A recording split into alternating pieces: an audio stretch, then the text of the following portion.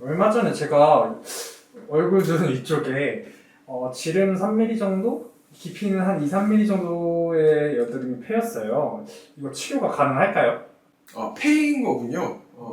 일단은 폐이기 전에 오시면 제일 좋습니다. 우리가 이제 폐일 정도의 여드름을 결절성 여드름이라고 하는데 보통 잘 안 짜지기도 하고 이제 억지로 짜다가 펑 터져버리면 그렇게 패여버리거든요.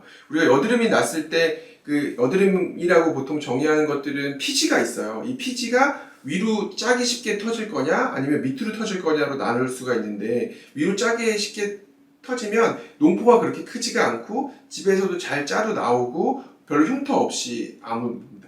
근데 하지만 이 피지가 밑으로 터져버리면 이 염증이 밑에 생기는 거죠. 그러니까 피부가 이만큼 있으니까 우리가 짜도 잘 나오지가 않고 염증 자체도 깊고 어떻게든 짜내버리면 이 염증이 밑에까지 이렇게 나오는 거니까 이렇게 움푹 패여버릴 수밖에 없는 거죠.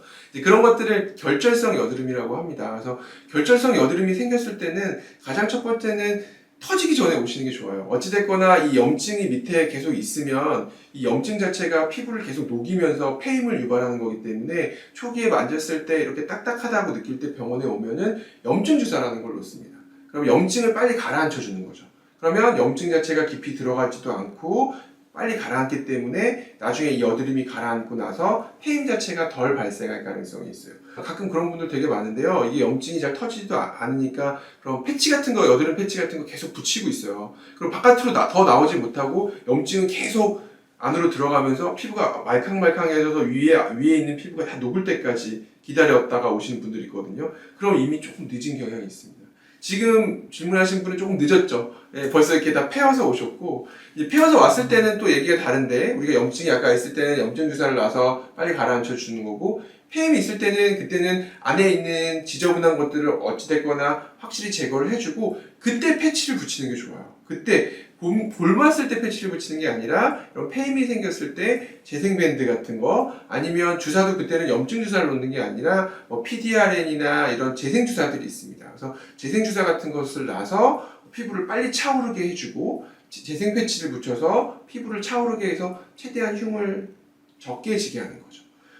레이저 치료도 할 수가 있는데 어느 정도 피부가 회복됐다 그러면 거기 붉은 자국이 남게 되고 그 붉은 자국은 피부가 비대성 흉터라고 해서 튀어 오르게 하거나 아니면 함몰성 흉터라고 해서 이렇게 폐인 흉터로 될 수가 있습니다. 그래서 어느 정도 이 폐임이 살을 차오르고 나서 피부가 아물었다고 하면 레이저 시술을 통해서 이 폐임 자체가 더 큰 흉터로 가는 것을 또 막을 수가 있고요. 어쩔 수 없이 흉터가 됐다 그러면 그때는 이제 흉터 치료를 하는 수밖에 없겠죠. 어떤 프락셔널 레이저나 흉터 레이저를 통해서 폐임을 올려주거나 아니면 튀어나온 것을 눌러주는 역할을 합니다. 이 폐인 흉터가요, 딱 아물면 되게 좋은데 항상 함몰성 흉터로 아물거나 튀어나온 흉터로 아뭅니다.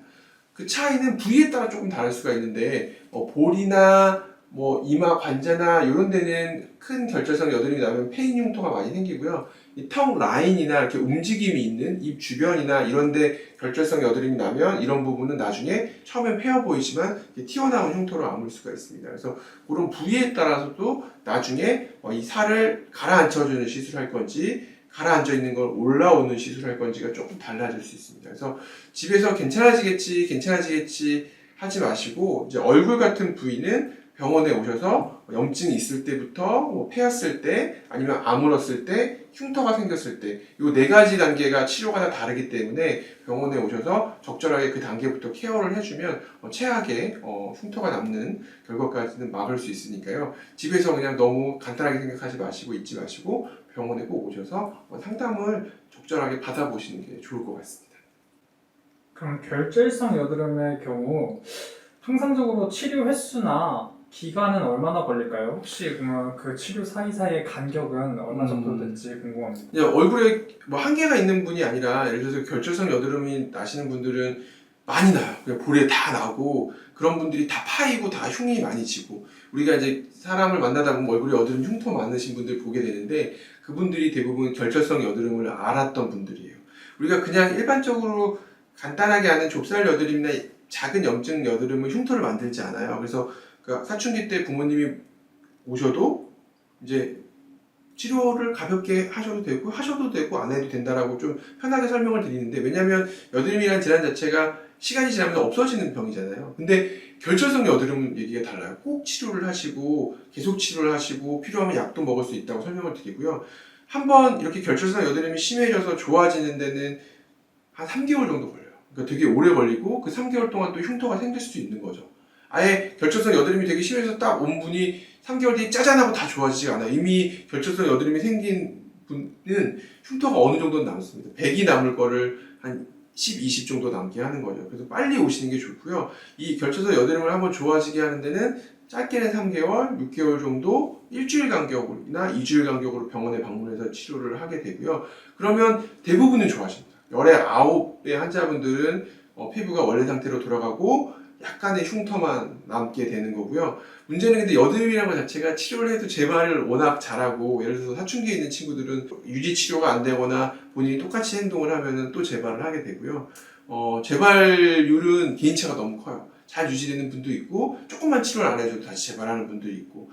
근데 다시 결절성 여드름이 될 때까지 재발하게 두시면 절대 안 되고, 좋아진 다음에는 만약에 재발성 경향이 있는 분들이라면 가볍게 병원에 와서 유지 치료를 하시는 게 좋고요.